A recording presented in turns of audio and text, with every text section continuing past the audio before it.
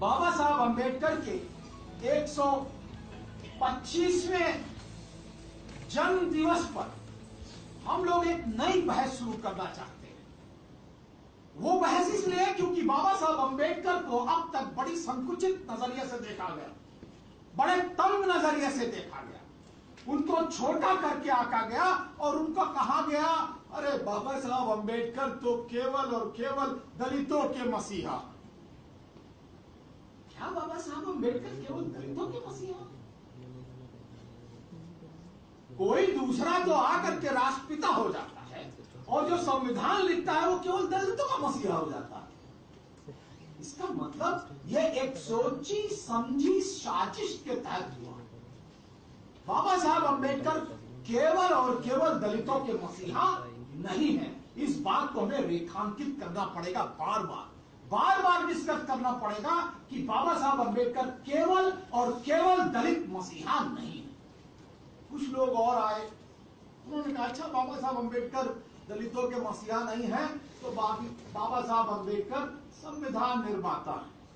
अब उसमें भी परेशानी होने लगी लोगों को, उसमें भी लिखने लगे नहीं बाबा साहब तो ड्राफ्टर थे। भैया ड्राफ्टर 16 कमेटी में होता है। ड्राफ्टिंग क्या हुआ करती थी?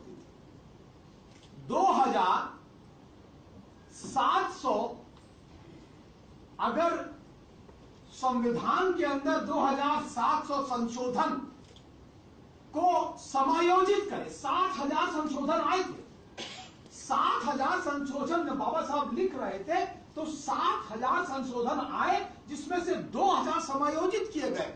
ये ड्राफ्टर कर सकता है क्या? बाबा साहब अंबेडकर को यह पता था कि अमेरिका का कानून कितने अनुच्छेद है उसमें और वो कितने दिनों में लिखा गया। साउथ अफ्रीका का कानून, ये जो संविधान है, वो कितने दिनों में लिखा गया। कनाडा का कानून, ऑस्ट्रेलिया का कानून कितने दिनों में लिखा गया, उसमें कितने अनुच्छेद हैं, ये ड्राफ्टर को पता होता है।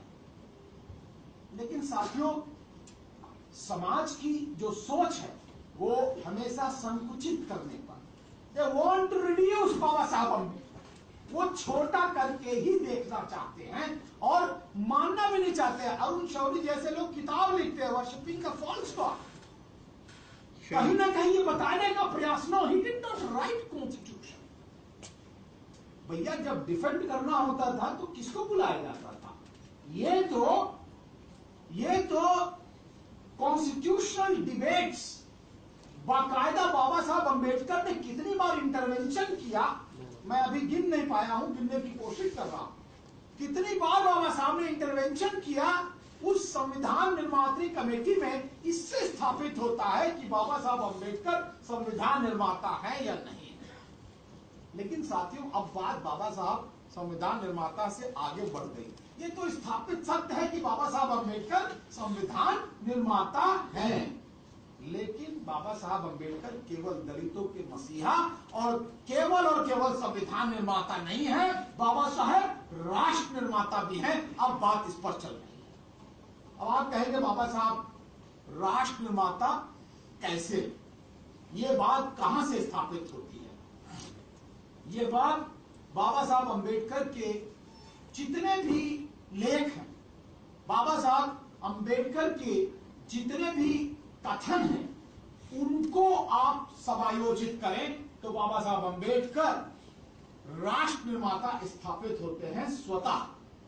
1929 में पहली बार गांधी को उन्होंने बताया कि आप ये गलती कर रहे हैं कि इसको राष्ट्र मान रहे हैं।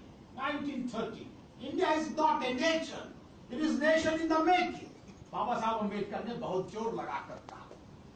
गांधी ने पूछा भाई क्यों?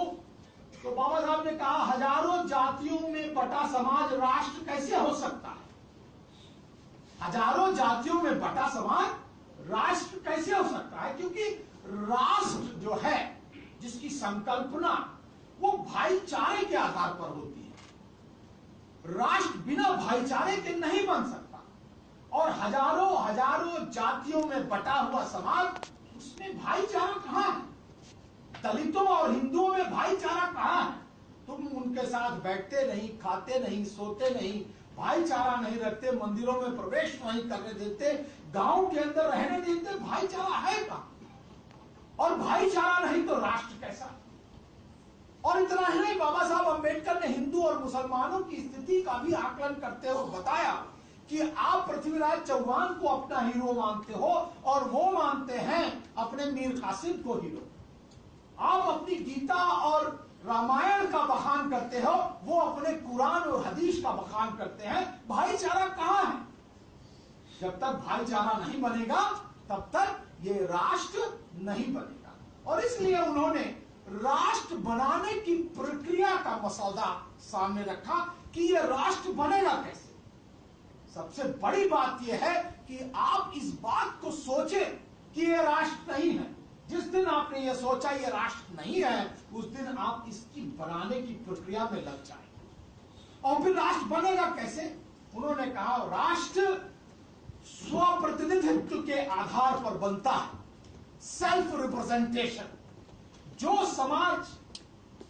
समाज इस राष्ट्र के अंदर रह रहे हैं, जो समूह इस समाज में रह रहे हैं, उन समाजों को उनके अधिकारों का स्वप्रतिनिधित्व दिया जाए, तब राष्ट्र का निर्माण होगा। और जैसा कि कश्यप साहब ने बताया कि वह राष्ट्र की अवधारणा अर्नेस्ट रेनन से ले रहे थे। और अर्नेस्ट रेनन ने जो अवधारणा राष्ट्र की दी है साथियों, उसको समझना पड़ेगा। राष्ट्र, उन्होंने कहा कि राष्ट्र एक दर्शन है। वैसे राष्ट्र एक दर्शन है, एक फिलॉसफी है, लेकिन वास्तविकता में राष्ट्र कई समूहों का जमावड़ा।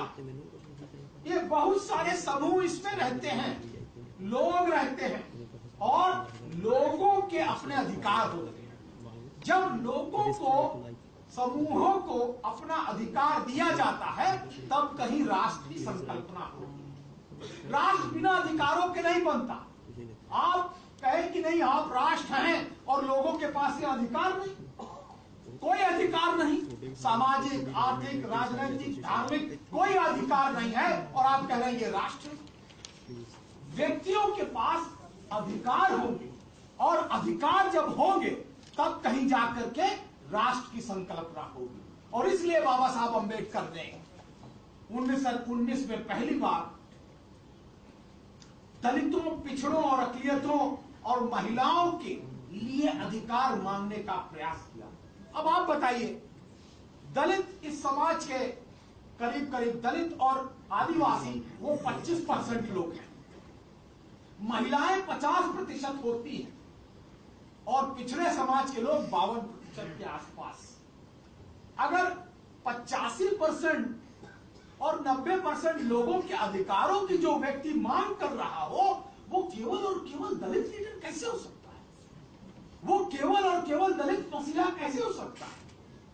अधिकारों की मांग करे ही नहीं, बल्कि अधिकारों की मांग संविधान के अंदर, संवैधानिक धारा के अंदर प्रविष्ट करवाए और उसको बाकायदा मानक प्रदान करे। ये व्यक्ति राष्ट्र निर्माता नहीं तो और क्या।